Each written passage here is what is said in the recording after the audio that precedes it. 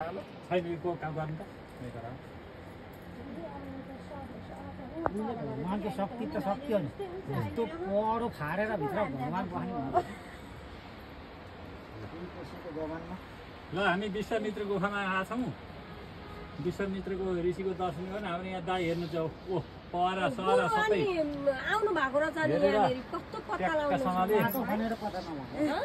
बाटो खनेर पत्ता नलाग्यो म आएको हो एकचोटि